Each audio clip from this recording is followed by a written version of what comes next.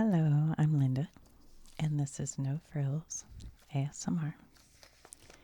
I have here the Friday, March 27th, 2026 New York Times. It's the only newspaper at the CVS near me. So don't, get mad that I got the New York Times. It's all there is. And it is also all the news that's fit to print. Let's see, the weather. A weakening front will produce showers and thunderstorms from the middle Atlantic coast to the Ozarks today. Mostly dry elsewhere. Weather map appears on B12. Not where I am. It's icky. It's cloudy. It's cold. It stinks. I have a little very milky coffee here. Hold on. Okay. So, if you're new, first of all, if you're new, subscribe. Why haven't you subscribed? And like the video, I'm supposed to say that. And to hype the video. Anyway, I just kind of flipped through this newspaper a little bit, and I just talk about it like I'm no expert on anything. It's more just like if you are sitting with your friend or something, looking at the paper and kind of discussing it. I'm not going to read the articles, just skim them. So a very cursory look at what's going on in the world. Let's see. Trump renews threats, escalating U.S. effort to get Tehran to the table. And apologize if I say words wrong. I'm not like a news reporter. Bipartisan dissent to pausing sanctions. So we have two kind of articles here. Okay. The Trump, I'll read like maybe the first paragraph because that's usually the who, what, when, where paragraph. Why? Who, what, when, where, why? Yeah. The Trump administration's decision to ease oil sanctions on Russia and Iran in a bid to contain soaring energy prices, prompted by the war with Iran, has drawn bipartisan backlash on Capitol Hill, where lawmakers warn that it risks funneling billions of dollars to U.S. adversaries. Excuse me. Lawmakers in both parties said the policy undercut years of economic pressure designed to weaken Moscow's war effort in Ukraine and constrain Tehran's regional ambitions. Easing sanctions on Russia. Okay, yeah. Here's the thing. We kind of talked about this in the video I made probably a week ago about oil and how it's barrels of oil. We just kind of went into the nitty gritty on that. But because the Straits of Hormuz are being blocked because of what's going on in the Iran war, President Trump wants to ease sanctions on Russia that were put in place when they attacked Ukraine so that the Russians can sell more oil to Europe. I think that's right. I could be wrong, but I think that's kind of an overview. So that's what they're talking about here. Or to the U.S. and Europe. I mean, it would be the U.S. sanctions, so I guess to the U.S. I don't know. Because Trump just said, we have all the oil we need, so I'm not sure. Anyway, it's something like that. Easing sanctions on Russia at this critical juncture, instead of increasing pressure, risks fueling Russia's aggression and undermining progress we have made to reduce Russia's global energy leverage. You know, you guys, this is an aside. I've been feeling a little like extra tired, and I don't, normally get that way. And my sister, I've only talked to her on the phone, so I didn't catch it from her, but she has COVID right now. And so does my brother, I think, maybe. And so many people. Are you guys noticing that right now? It's crazy. And I haven't really been around very many people. So I doubt that's what's going on, but whew, I've just been having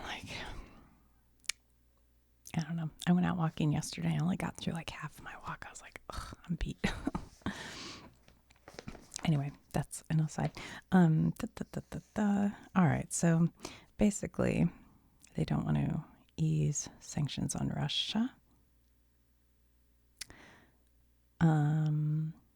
Representative Don Bacon, Republican of Nebraska, and Gregory Meeks of New York, the top Democrat on the House Foreign Affairs Committee, said in a letter to the Treasury Secretary Scott Bessent and Secretary of State Marco Rubio, demanding answers on the administration's decision to ease sanctions on Russian oil.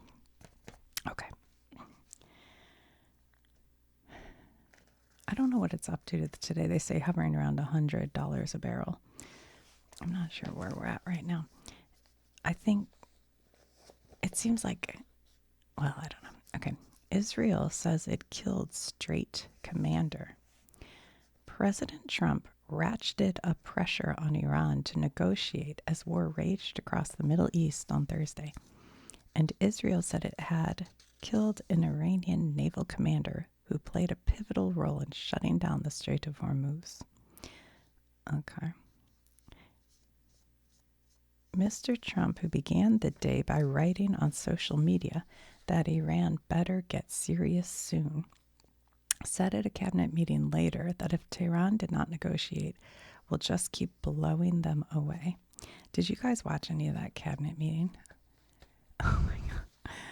Trump is such a, he does more asides than I do. He's like all over the place. He's talking about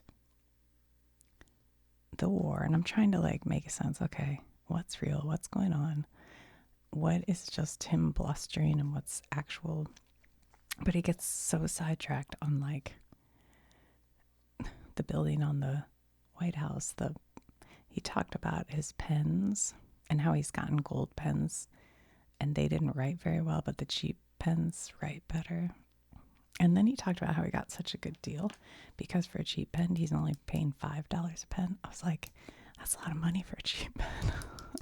It seems like an expensive pen still. But he claimed the other pens were $1,000 a piece. What else did he talk about? He was just like going like this. But that's the weave. That's the weave. Okay, Olympics to bar trans athletes. Genetic tests required for the 2028 women's events.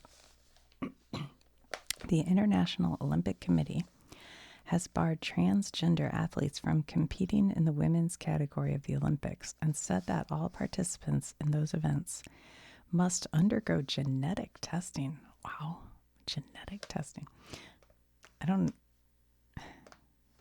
Does genetic testing tell you your gender?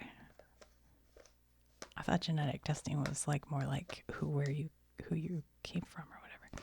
The decision, it must obviously, the most consequential since Christy Coventry was elected last year as the first woman to serve as president of the IOC, followed a board meeting and months of speculation over the organization's policy on one of the most contentious issues facing global sports. The rules will be applicable starting at the next Olympics in Los Angeles in 2028. Okay. I don't know what to say about this. Like, I can see this. Here's the thing. Here's what I feel about this. And maybe I'm totally wrong, so forgive me. But I do understand, like, if you're a born female athlete and you're competing against somebody who was born male, they might have more, like, there's a reason women and men's sports are separate because the men have different strength abilities and stuff. So I could totally get that. But at the same time, it feels like something they keep using in politics to push issues that are such a small percentage of, like when Trump was talking about the SAVE Act recently. And if you don't know, I have a video on the SAVE Act, but it is the voting that you have to prove citizenship. And that doesn't just mean you bring your driver's license. if you've have a name change, like a married woman, and you've recently changed your address and you are not yet registered to vote, you will need to have a birth certificate or passport to prove you're a citizen, things like that. So it's like a step beyond just voter ID. But then the other day when President Trump was talking about it, he said the SAVE Act, he also brought up trans athletes. And it has nothing to do with the SAVE Act. I was like, wait, what is he saying? And I couldn't ever quite figure that out. He's saying that's part of it, but it's not part of it. So it seems like just a, what do you call that? Like a dog whistle for people who are really mad about this to get them activated. And it's like, I in my lifetime, I don't think I've known a trans athlete personally. So it's like kind of I'm not saying it's not important, but it's like not, has anything to do with SAVE Act for sure. I don't know. You know what I mean. You know what I'm saying. All right. Oh, look. Okay. This is what I was talking about. This is what my son is really worried about, this alpha-gal. Have you heard of this? It says bitten by a tick, then severely allergic to meat. I remember years ago, there was a podcast, I think it was Reply All, maybe. Oh, was it Reply All? I feel like it was. But that wouldn't make sense. I don't remember. Anyway, and this woman told the story of having alpha-gal syndrome, and I was like, what? I've never heard of that. Well, since then, my mom was at a party and met a woman who has it. My son met a girl at a party who has it. And this is the son who works out. He's an environmental biologist. And he's out in the field, deep. I'm not talking walk on a trail. I mean you have to go through grass. You have to swim through high grasses kind of thing. And swamps and snakes and blah. But he'll come out and he wears these white clothes that are supposed to be bug repellent, and gloves and boots with socks, so he's covered, but he'll still have ticks, tiny, teeny, tiny ticks every time. And he'll come out, and the reason they wear white is so you can see the ticks. And one time he took a picture, and it had to be 1,000 ticks on his leg. And I guess that's if you walk through where they have a breeding area. It was crazy. I'm like, oh my gosh. And it's tough because he likes being out in nature. That's his calling, but at the same time, you get kind of freaked out when you're pulling ticks out of yourself. But he's really worried about this because he loves meat and dairy. So it says a decade ago, Scott Curatolo Wagman, what a name, knew of only one person stricken with a tick-borne ailment called alpha-gal syndrome, the husband of his wife's cousin. The list has since grown in his corner of Long Island. His sister, who was bitten this past summer, has it. So does his sister's best friend.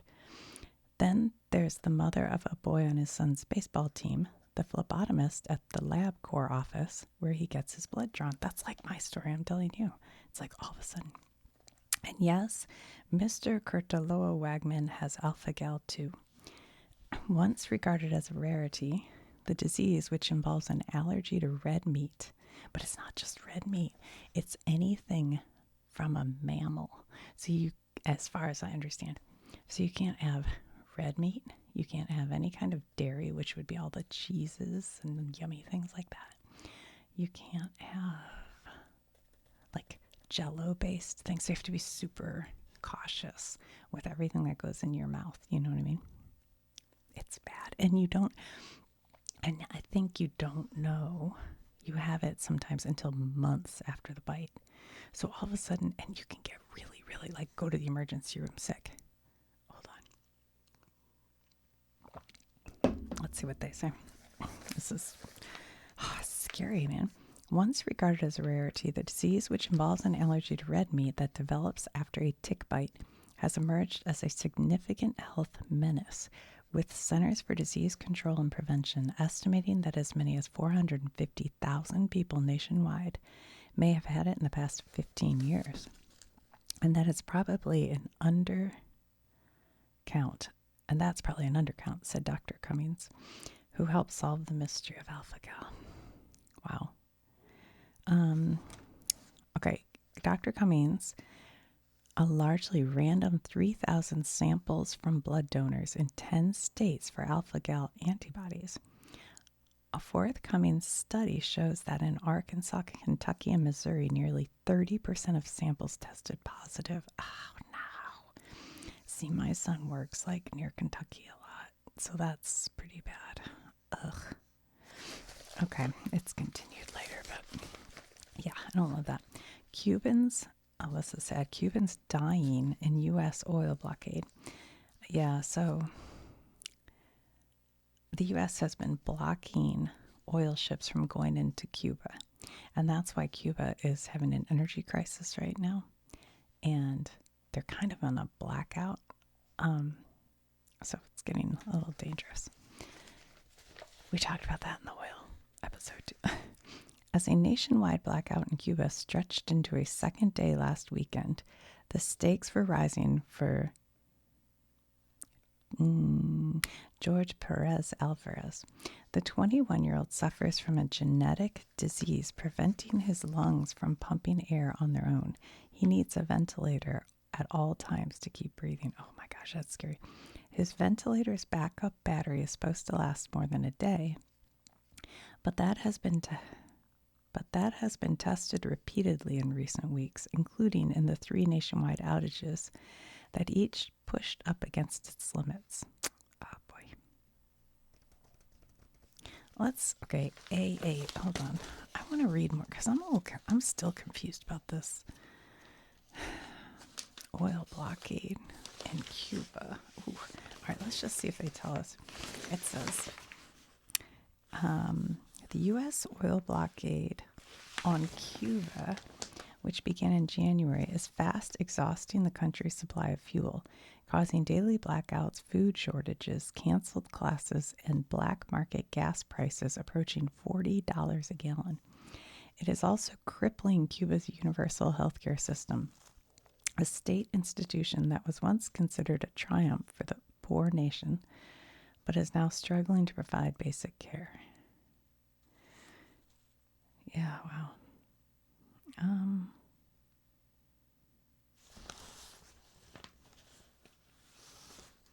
They don't really tell us about the oil blockade. I was going to just... Cuba's last shipment of oil arrived on January 9th. Has installed solar. In response, the government has installed solar panels on neighborhood health clinics and nursing homes. Interesting. One hallmark of the Cuban healthcare system was regular packages of food, supplements, and medicine for new mothers and infants. I don't know. I was just trying to. I was trying to look for what is the reason that they're blocking the oil? It's just to yeah, I don't know. All right. Big investors in clean energy move to punish its opponents. President Trump's sweeping tax law last year eliminated most federal support for wind and solar energy, electric vehicles, and other clean technology. Now, a group of wealthy investors is coming after its architects, trying to prove that green energy knows how to play hardball politics. Their first target is Chip Roy, a Republican representative from Texas who led the push to kill subsidies for clean tech in the tax law, known as the One Big Beautiful Bill Act. I have a video on the One Big Beautiful Bill, too, if you're interested. The investors, who include Chris Larson, the billionaire co-founder of the cryptocurrency platform Ripple, are pouring money into defeating Mr. Roy's campaign for Attorney General in Texas.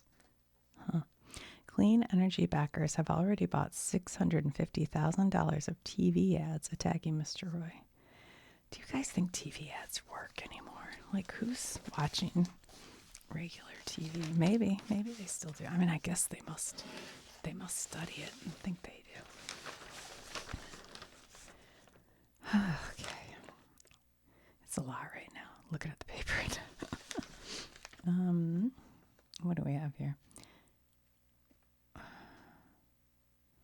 Top trending headlines online. It's funny to show top trending headlines online because they would be like out of date by the time the paper comes. Iran war live updates. Opinion: it's not Trump, it's America. Leonid Radovinsky, 43, dies. Built the adult entertainment giant OnlyFans. Oh. Ice, that's young, 43. What did he die of? He was making $2 million a year. By 2025, thanks to changes that Mr. Radovinsky made, the company was earning an estimated $7 billion annually. Whew, I see. So before he took it over, $2 million. 43 is young. ICE agents at some airports begin checking IDs and security lines. ICE agents. Vaccine for polio successful. Use in 1 to 3 years is likely. Oh, I was like, what? Yes. It's from March 27th, 1953. After preliminary trials involving 90 children and adults, a polio vaccine has been shown to produce antibodies against all 3 viruses that cause the disease, the Times reported.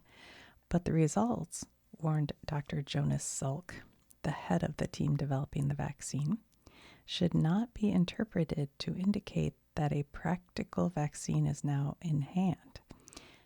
Mass field trials were conducted across the United States, Canada, and Finland in 1954. And a report released in 1955 confirmed the vaccine's efficacy. Efforts to inoculate the public were soon underway, and by 1957, annual cases in the United States had dropped from 5,600 to 5,600 from more than 57,000 in 1952. It's a terrible disease, terrible. Polio is the one that can put you in an iron lung,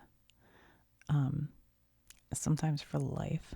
I think there might be still one person alive who has an iron lung who uses it. They try to put them onto the other kind of breathing machines, but they said it doesn't feel as good because the iron lung uses pressure to push your lungs and pull them. And those other machines, you have to kind of, I forget, but I did a video on polio if you're curious. I think it's called Bringing Back the Iron Lung or something. Anyway, terrible disease. Awful. A recipe for stuffed peppers with chickpeas and cheese. I don't know. My mom used to make stuffed peppers, and my sister and I were like, we hate stuffed peppers. But I bet now I'd like them. What is this? In a survey by the Pew Research Center last fall, 64% of U.S. teenagers said they were using chatbots. Yeah, I believe that. I would think it's higher than 64%, if I'm honest. Is a chatbot like also just like ChatGPT? Is that a chatbot? Or is a chatbot more like a friend? You know what I'm saying? I don't know. Because if I were a student, I would probably use a chatbot to help me get information, from all over the internet. I don't know. Have you guys been watching The Pit? No spoilers, but because I only just started watching this new season. And they're using AI, or at least the one doctor wants to, and that's been kind of interesting. New census data shows that in the 12 months before July, the number of new residents in New York City who are international immigrants dropped by 70% compared with the gains from abroad 1 year before. Okay.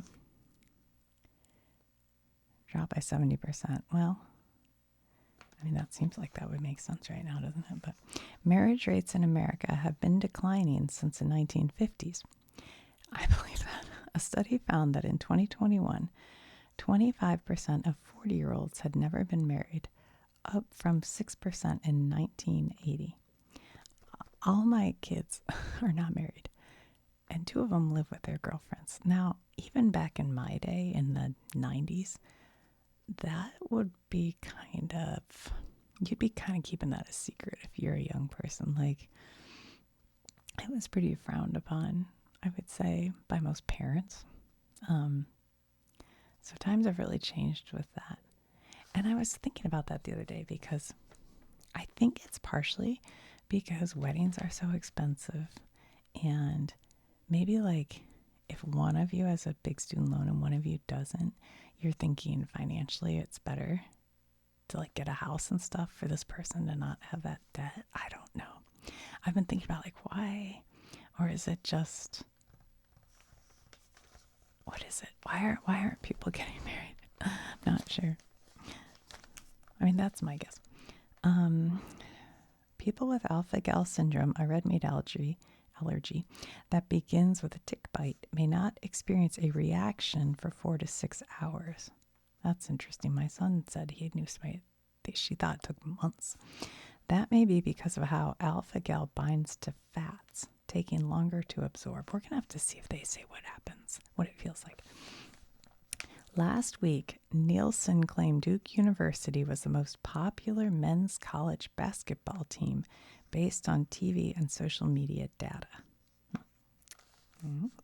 After World War II, San Jose, California saw a boom in its Latino population and became a hub of Latino culture in the Bay Area. It was also a central place for labor organizing and for the activism of the Chicano civil rights movement. That has to do with the Chavez story, which we haven't seen yet. Harnessing the media to reshape the nation's image. This is from Pakistan. India appears sidelined as Pakistan tries to play peacemaker. Influencer who urged Chinese kids to excel dies suddenly at 41. That's young. Why are all these young people dying? Did they say why? I don't know this person. Do you? Mr. Zhang was known for dispensing ruthlessly blunt advice about how to maximize a student's chances of success.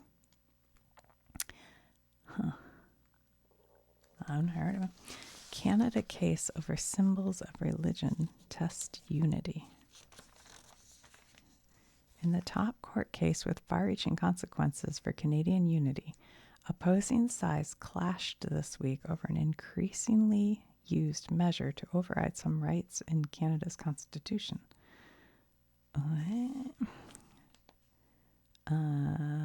The long-anticipated case at the Supreme Court of Canada focuses on the 2019 Quebec law on secularism, yeah, I guess I said, and religious symbols, but it also touches on many sensitive issues that have torn at Canada, the balance of power in its federation, and the distinct nature of the French-speaking province of Quebec. I don't know anything about that one.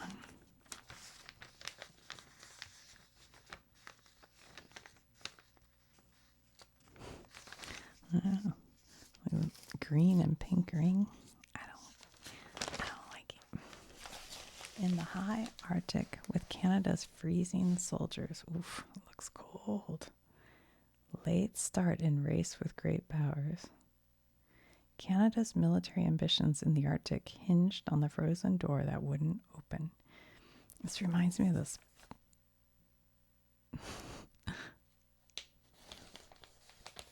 It's an HBO show and Jodie Foster was in it. And they were up in the Arctic. I don't know why it made me think of that. I mean, I guess just because they're in the Arctic. All right. Cuban patients. Oh, yeah, okay. We saw that one. All right. In remotest villages, Ukrainians are cut off from health services. This is an issue in all these countries. Yep. Millions of dollars of contraceptives bought by U.S. for Africans are ruined. That's a shame. Millions of dollars worth of contraceptives that have been stranded in Belgium since the Trump administration dismantled American foreign aid are no longer usable, according to a newly obtained memo written for a Trump administration official. About $9.7 million worth of contraceptives purchased by the United States Agency for International Development and originally destined for low-income nations in Africa got stuck in Belgium after the Trump administration shut down the agency. Well, that's not good. Trump renews threats, escalating U.S. effort to bring Iran into talks. Okay. Volunteers preparing meals in Beirut for people forced from their homes and left at the table on Thursday in the president's cabinet meeting, Mr. Trump said he had received strong signals from Iran. Have you guys seen these crazy AI videos that are supposedly coming out of Iran? Oh my God, this is what's happening in our world. They're going to have AI videos fighting each other. It's like, what are we doing? What are we doing? Crazy. Pausing of oil sanctions on Russia and Iran draws a bipartisan backlash. Fears mount that Russia plans to ship arms to Iran. Well, that wouldn't be good. Moscow is preparing a delivery of drones. How much could they have left? They've been fighting Ukraine for years. City tries to reckon with Chavez's legacy, but it's everywhere. Yeah, have you guys heard this? I don't really know that much. In this city, Cesar Chavez is everywhere. The labor leader held his first community organizing meetings at a church in East San Jose. A nonprofit had plans to convert his former home into a community center. The city's central plaza, the site of a summer jazz festival and winter fair, bears his name. His face adorns a mural at the community college. At least one nursery school is named after him. Now, in the wake of allegations that Mr. Chavez, who died in 1993, had sexually abused young girls, San Jose residents are trying to work through their feelings about the man who is so intertwined with their community.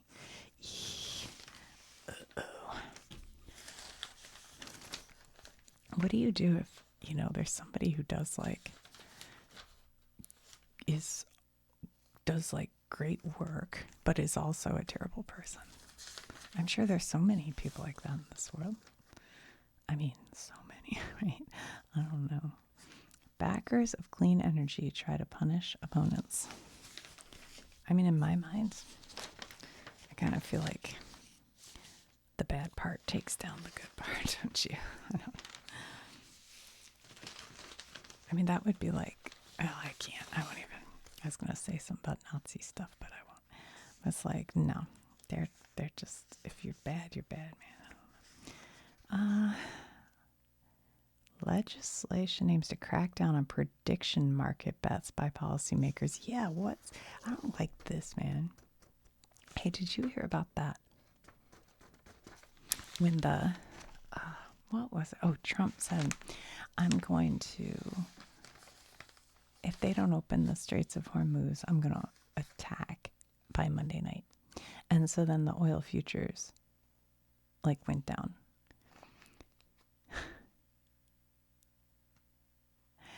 Is that right? Yeah. And we're going down. And then over $1 billion were bought up by very few people, I think. And then right after that, Trump announced, actually, I'm going to put that off. I'm not going to do that. And then they went up and then they were all sold. So somebody cashed in on that, and it keeps happening, and nothing's ever going to be done about that. And that's rich people with insider information just cashing in on everybody else's suffering. I hate it so much.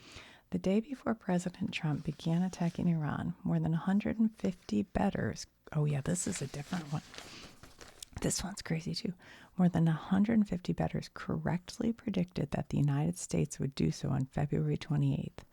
At least 109 of those accounts on Polymarket, one of the largest prediction markets, raked in over $10,000, and 16 accounts profited more than that. The proliferation of such bets has raised concerns among members of Congress in both parties who are pressing to enact legislation that would crack down on policymakers placing wagers on prediction markets. Yeah, come on. That's a no-brainer. Mr. Trump said that our future is no longer...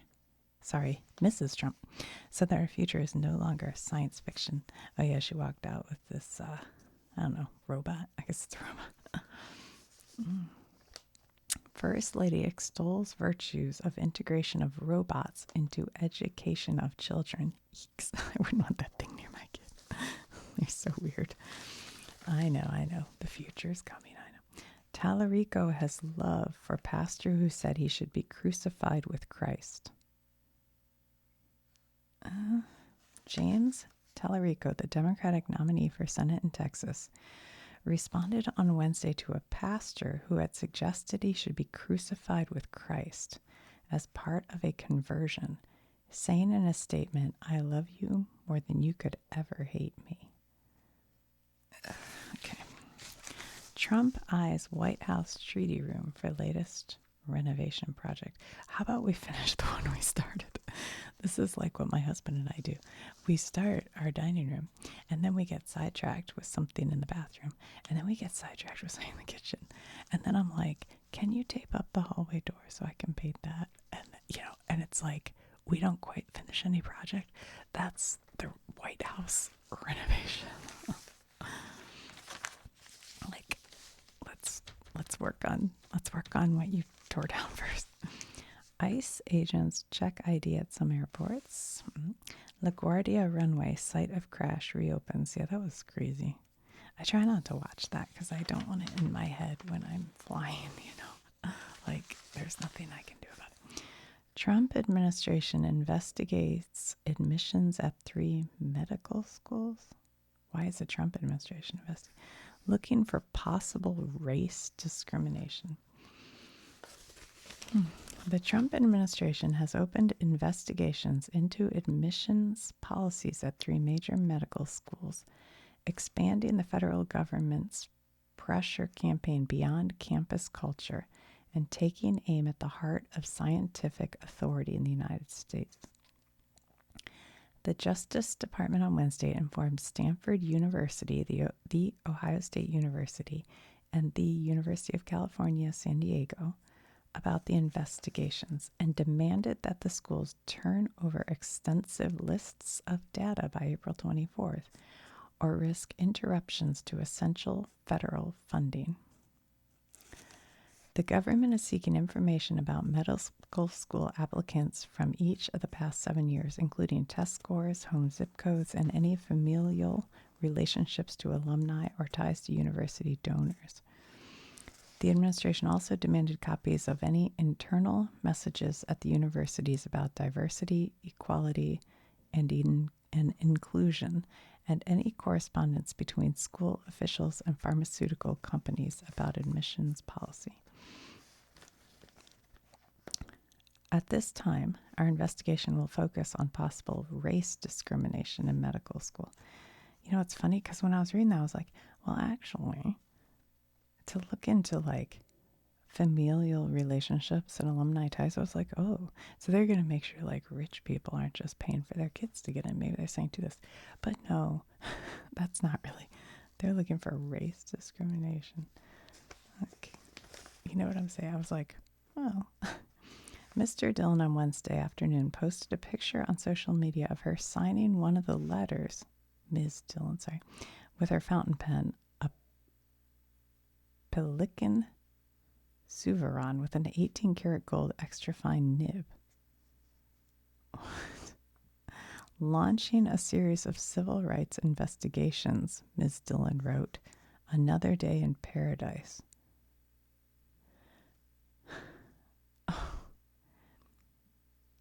I don't know what's going on with this. So she works for the government Harmeet K. Dillon, the Justice Department's Assistant Attorney General for Civil Rights.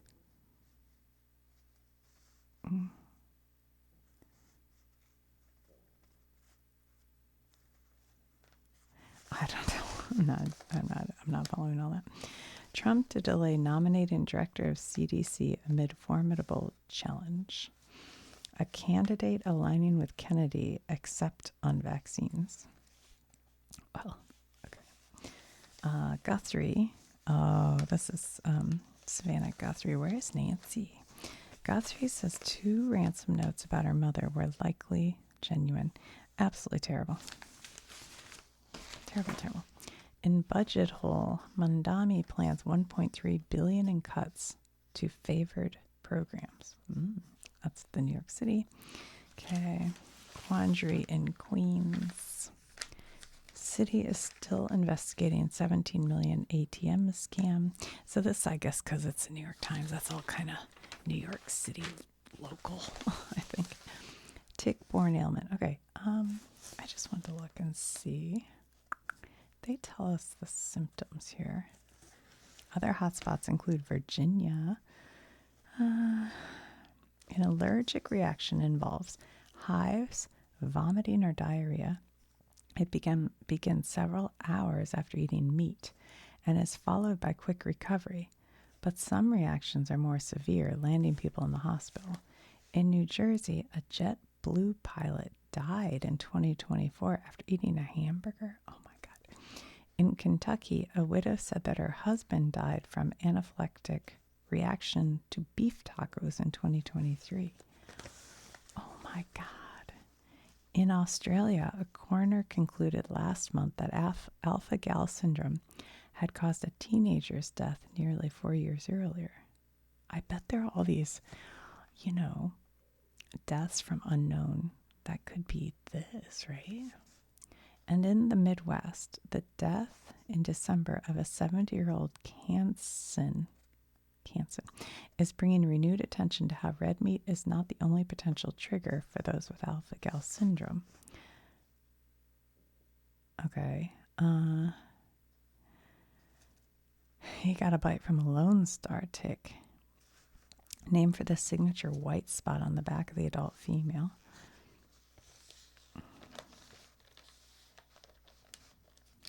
After he was bitten, this 54-year-old marine biologist would erupt in hives when he ate pork or beef, forcing him to change his diet. He tends to order chicken fingers when eating out, and it has changed his relationship with nature, with his thoughts turning to ticks when his children play outdoors. I'm afraid this is what's happening to my son. Oh no. I don't like it. I don't like it at all. How do you develop it? How do you know if you have it? Not everyone bitten by Lone Star tick gets alpha-gal. In fact, most people don't. But if you break out in hives or experience vomiting or diarrhea after eating a hamburger or bacon, it's a good idea to get tested. One thing that makes alpha-gal unusual among food allergies is its timing. Well, people with allergies to peanuts and shellfish typically start having a reaction within minutes or 2 hours at most. Those with alpha-gal may not experience a reaction from the hamburger for 4 to 6 hours. Yeah, and that's why you don't always relate it to that. Oh, gosh. How do you get tested? The standard test involves a blood draw to look for antibodies. Antibodies are produced by the immune system. Okay. If you have it, avoid eating beef or pork. They're not saying anything about dairy, but my mom's friend who has it, she couldn't eat dairy either, I thought. All right.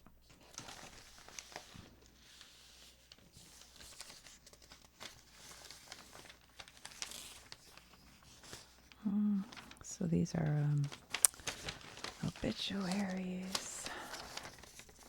The Great Seduction. America fell for in Iran. Look at how faded this page is. I paid $4 for this paper. I shouldn't have to. Men of Trump administration.